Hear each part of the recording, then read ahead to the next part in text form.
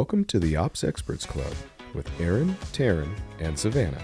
This podcast will take you behind the scenes of some of the finer details of multi-million-dollar companies. These ops experts have dealt with operations for scaling companies and well-established businesses with anywhere from small to large teams.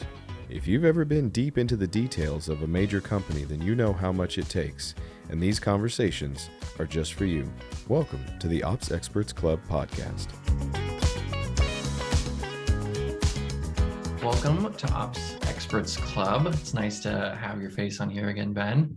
It's been a few weeks, and get used to it because you'll be on here again in a few weeks when I'm gone. So if you all missed last week, there are recordings available all over the stratosphere of the World Wide Web. We talked with Darren. It was pretty great. Darren's at Prime Corporate Services.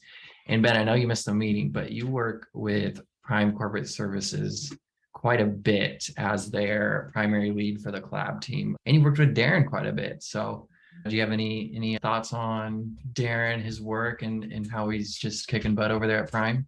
Yeah, he's a nice guy, I suppose. No, we came in, Darren had his hands full. I mean, he's, head of operations basically. So actually, I think the title is COO. So, operations folks always have 10 balls in the air as they're trying to learn how to juggle at the same time. So we came in and it was really nice to sort of come in beside him and really help him out. We helped dial out a lot of their org, a lot of their job descriptions, a lot of the sort of build and duct tape as fast as you can, and is what they were doing, obviously, because they're just exploding. They're so busy all the time. We were able to come in and kind of help peel the duct tape off and put some actual plaster, frame everything out as he keeps building. But yeah, Darren's he's a great guy. I think PCS is lucky to have him over there. He's super smart too. Like Salesforce, anything Salesforce related, he's the guy. Yeah, I think it was a fun example to note that he says it a lot too. It's what got you here won't get you there, and what gets you there won't get you there in the future too. It's they were using probably a lot of the tools we recommend for startups or smaller entrepreneurs we work with all the time, but they reached a point in their company where they had to migrate to something bigger to really get them to the next level, and that was Salesforce. And they pay a pretty big annual price for Salesforce. It's not for everybody, but they hit that point where they realized, okay, what got us here isn't going to help us grow to that next level we want to achieve. And that's what we see a lot in a lot of the tools is don't be hard set on your tools that you're going to use them for life. You're never going to use them for life. You could buy the best car you want. You're still not going to have it for life. You got to realize you might outgrow it. Maybe you do end up with 4 kids and you have to get that minivan. And then you thought a light SUV with just 2 kids will be fine. You're going to outgrow things. That's totally fine. That was pretty cool. Salesforce is pretty neat. And even just lately, I mean, them bringing on a new Salesforce admin, that's not a minimum wage position. That's a top tier you're hiring out for your company. And I credit to Darren realizing he built Salesforce for PCS, but they've grown so much. I mean, he realized I can't be the guy who owns all of this. There's got to be somebody else who can do some stuff inside it, just because they're so busy and they've got so many clients and partners. For all that to sit on just Darren's shoulders, I mean, that's a recipe for disaster. And like I said, credit to him for realizing that. He's we've got to get somebody else in here who is a top tier wage earner. It's a huge wage to bring on payroll at your company, but you can just see their revenue is rocketing, and it's credit to knowing when you need to grow, being smart about when you need to add new tools, get people to come in and build your current tools up even more. I think that their addition of that Salesforce admin is just going to be so profitable for them. Yeah, that is fun too. You pay a lot for this app, and then now you're also paying for this person that needs to manage this app because it's so big. But then if you hear from Darren all the things this has saved, from reporting to processes, to automations, to solutions, to pipelines, they're a sales machine. So it's the more streamlined the process can be from lead to customer is worth all of this investment into Salesforce, into their application.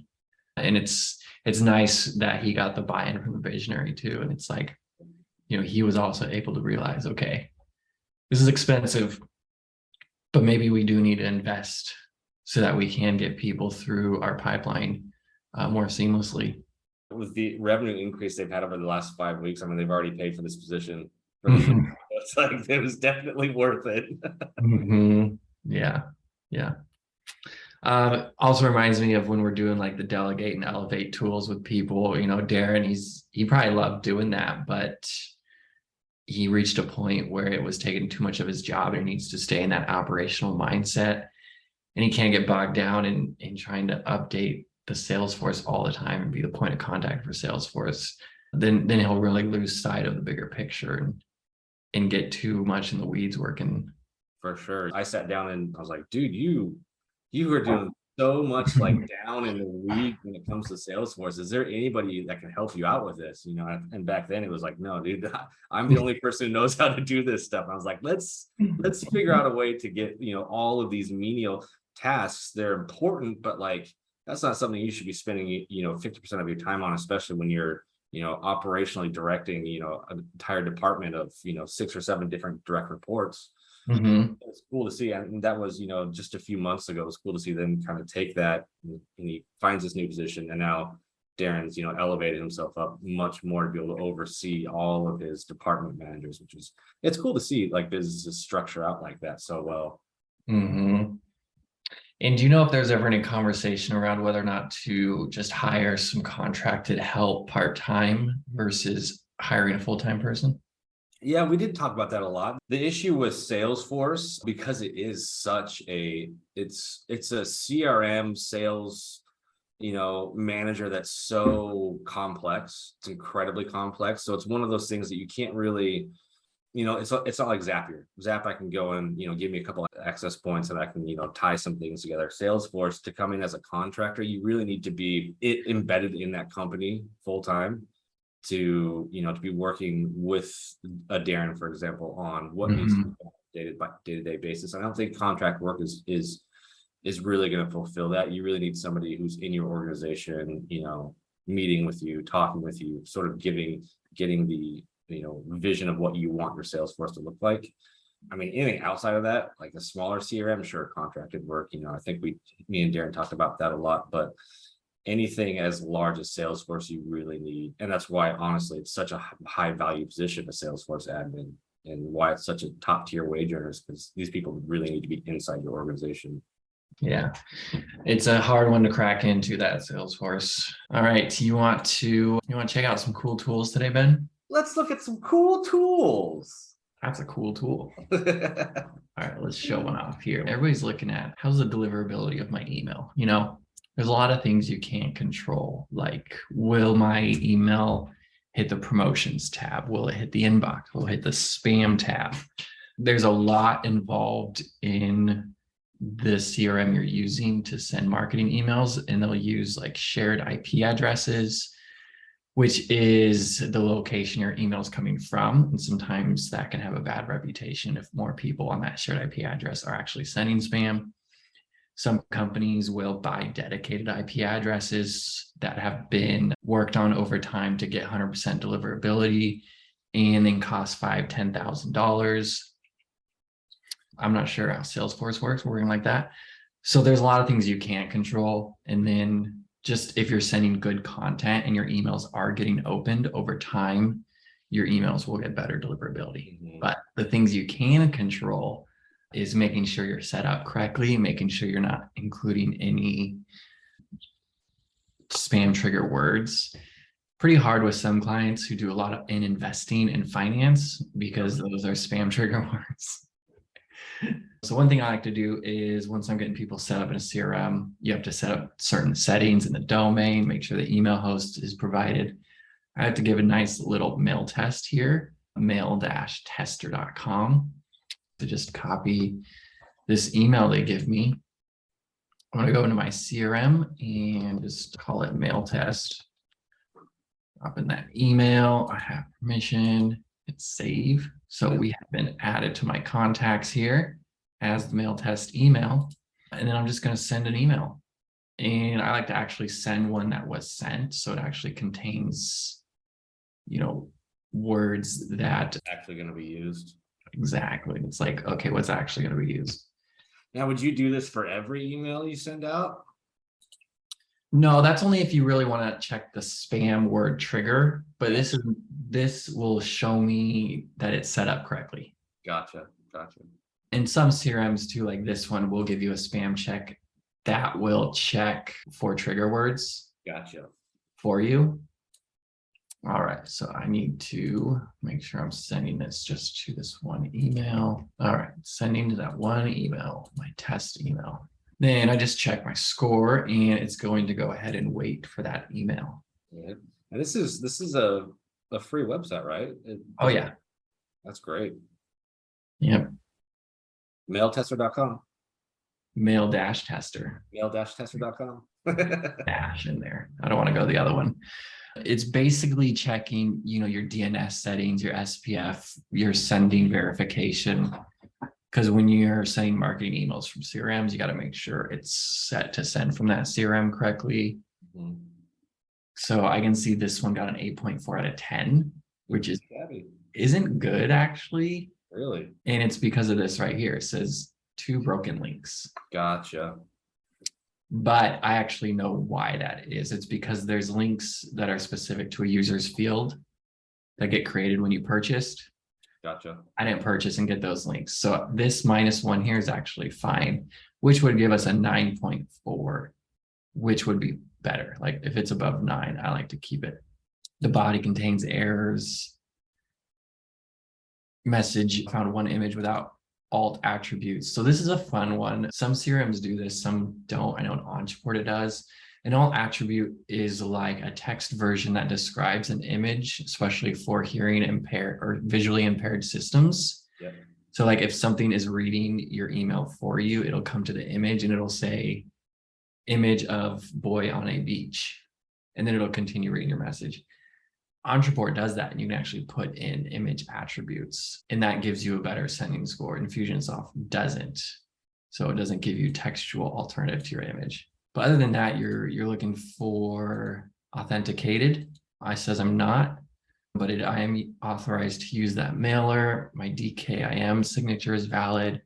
I do not have a DMARC record, which is basically something that gets sent errors or something like that. Somebody might correct me if they're watching this and smarter than me. DKIM signed, HTML only. That's another one. Gotcha. It's crazy how much goes on in the background just in sending a freaking marketing email. Mm-hmm. Crazy. This one's interesting though. You're listed on 2 blacklists. So this is the server IP I was mentioning, the sending server IP. Other companies within Infusionsoft get assigned to this IP address too. They use shared IP addresses. But I can see this IP address is blacklisted on two sites, which is interesting. But that's what we're looking at here. So this helps me know, make sure I set it up correctly. I can see I set it up correctly. A blacklisted IP address is more of you are sending things that is going to spam, or people are marking as spam. Broken links we talked about. So you would shoot for at least a 9 out of 10 to give the okay on it. Yeah, 9 out of 10 will at least give you everything you can change. If there's things you can't change, like I'm always going to get, minus some points for not having alt attribute in my images, but can't control that. So yeah, that's part of the CRM build out I'll take care of is, all right, now that we got it all taken care of, let's test your emails. So once again, fun free tool, mail-tester.com, just making sure I'm verified. It's nice because you can go to like mxlookup.com if you're looking for making sure your domain is verified correctly. But your domain, stuff like that, it doesn't know, it can't actually check a message. Yep. This is actually, you're sending a message to it. It's making sure you're verified to send this message from the CRM you send it from, which is an even deeper step. Yeah.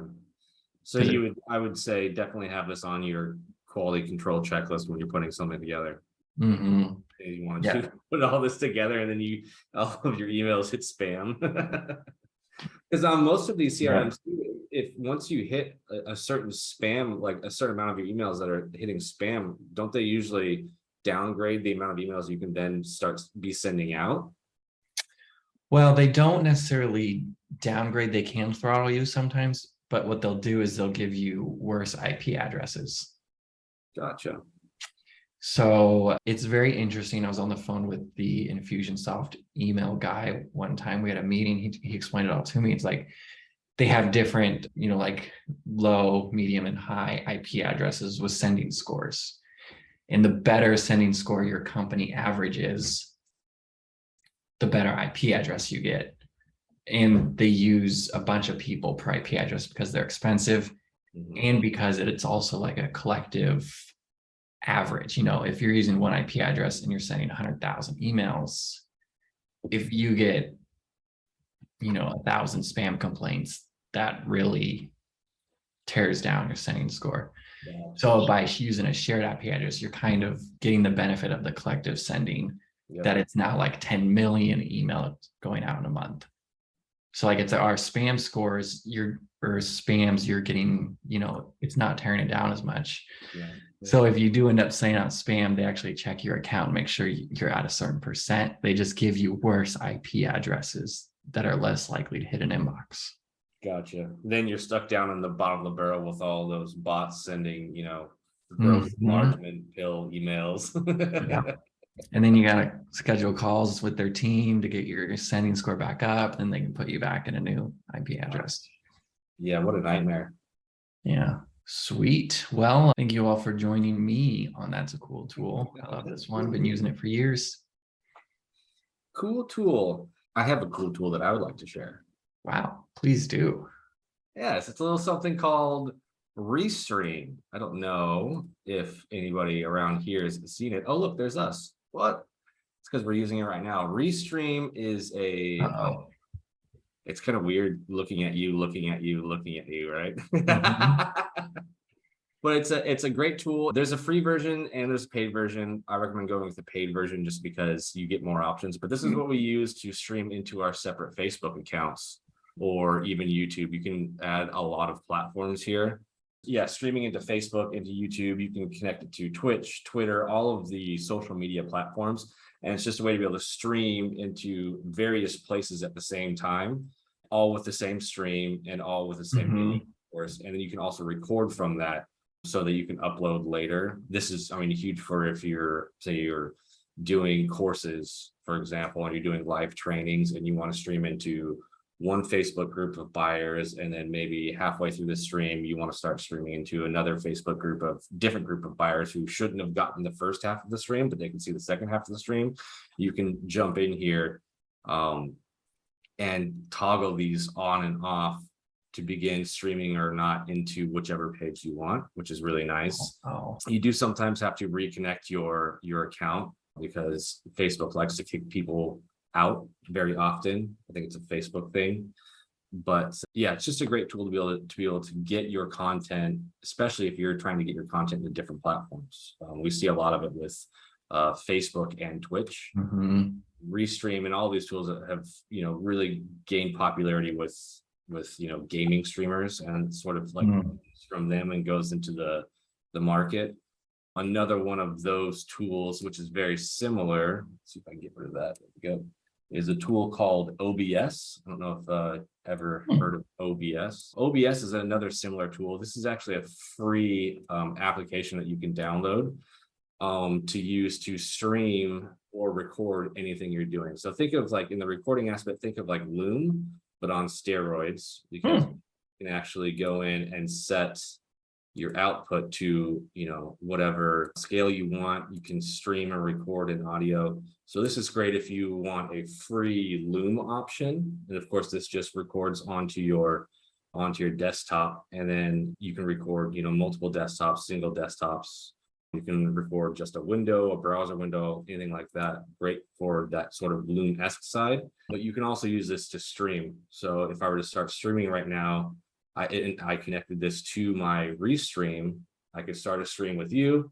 it would be recording my stream as we're talking and also piping it into Restream, which then shoots it out to all of the different platforms that I want to use. So it's sort of a way to kind of pipe everything you want into multiple places whilst also having control over your audio, the output scale you want, everything that you might need for streaming courses or doing live trainings or doing even seminars, really. And the great thing about that too, I think I mentioned, is it's totally free. It takes a little bit to set up, but it's a cool tool.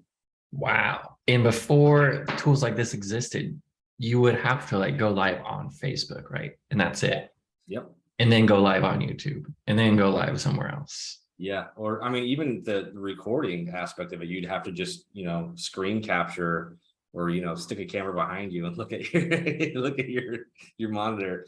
But yeah, before these, it was just you picked one or the other. And, with this option, you can very easily sort of catch all of your social platforms where you have all of your audiences, stream to Twitch and YouTube at the same time. Those are two completely different social platforms. So you can catch the people who prefer to watch you on Twitch or who prefer to watch you on YouTube, or maybe they just prefer to watch you on Facebook. They don't have a YouTube account. You can sort of catch all of your audiences in one giant net, so nobody's missing any of your content. Super handy. I remember a few years ago, maybe Restream existed, but some of our clients weren't using it and they were doing challenges, and they were you would do the challenge on Zoom and you'd stream to Facebook, right? Because on Zoom, you can choose one place to stream it to, or you can connect Restream and stream to everything. And then they'd get people be like, hey, I don't have a Facebook. Can it go somewhere else? And they just couldn't. They didn't have an option. Yep. Then they found Restream. Now they can stream a challenge on Facebook, YouTube, everywhere they are, different Facebook groups. So that was pretty cool to see. Yeah, it's pretty great. I know Restream, they're not the only dog out there. There's plenty of other platforms that are similar. I would love to see a platform that also that allows you to stream to these multiple platforms, but also allows you to collect comments or have a section there that you could actually monitor those comments. I know I'm not asking for the world. I'm sure it's out there somewhere. I just haven't found it yet. But if I am streaming to Facebook and to YouTube and say to, a different Facebook page, it'd be great if I could see everything that my, users are commenting on the videos on the streams. If I could jump in there maybe as a moderator and answer questions on multiple platforms at the same time, that would be a game changer. That is cool, because right now, unless you're logged into each of those applications on a different window, you have no idea what people are chatting. Absolutely. People could be talking about how dumb this conversation is we're having, and you and I have no idea. Never know. Like somebody could be saying, yes, it's this platform, you idiot. But yeah, that would be great, especially just from a technical standpoint. If you have somebody, especially if you're a large company, like say a Pedro Deo, who's doing a live training with 300 people, you want somebody who's at least technical in the background, who's moderating, making sure the stream doesn't go down, making sure comments are, aren't being weird, make sure people aren't self-promoting themselves or saying, Pedro sucks. To be able to do that all in one place would make that person's life a whole heck of a lot easier. Yeah. And there's something psychologically about watching something live, right?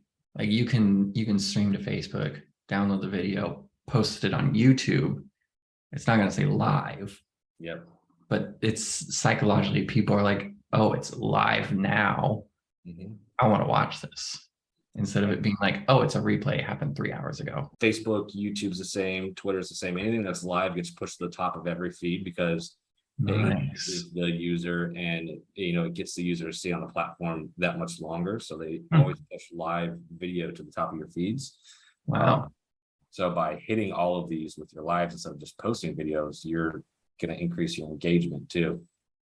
That's interesting. So it's like trying to do the win-win for each other of like Facebook knows a live gets more viewers, and they know if there's more viewers on the video, Facebook is getting more viewers. Yep. So they're more likely to promote a live. Yep. It's all about, these platforms these days are all about lengthened engagement. Anything that gets a user to be looking at their platform that much longer. So live video, because it is so engaging, it's going to make me watch longer, which means my eyes are on Facebook longer or YouTube longer or Twitter longer. So they know that if we go live and we push live engagement, our users are going to be on our platform longer, which means they see more ads, which means it's more revenue, and so on and so forth. Wow. Wild world. Wild, wild world. Well, Ben, thanks for showing us that cool tool. Really glad we're using that, because that means I'm live on YouTube and Facebook. I used to think YouTube Shorts was a pair of shorts that was a YouTube brand on them. I thought it was like, like a YouTube sweater, YouTube Shorts. Oh, yep. They're like pants, but smaller. They're like videos, but smaller. Yeah, exactly. Okay. Well, thanks for joining us this week, Ben. I'm not sure if we'll have you next week, but a couple more weeks you'll be back. People can see you then. I'll stop in. You'll stop in. Thank you very much. All right. Thanks for showing us your cool tool. Thanks for talking about Darren at PCS with us. Thanks everybody else for chatting things that we have no idea what you're chatting about. We'll talk to you later. Good day to you, sir. Bye. Thank you for tuning in to the Ops Experts Club podcast. New episodes available every week on Spotify, iTunes, and everywhere you listen to podcasts. If you're curious about how some of the biggest names in entrepreneurship have scaled their businesses to the next level, check out some of our best content on this topic by going to foundationsthatscale.com. You can find the link in our bio and do your part to improve as an ops expert.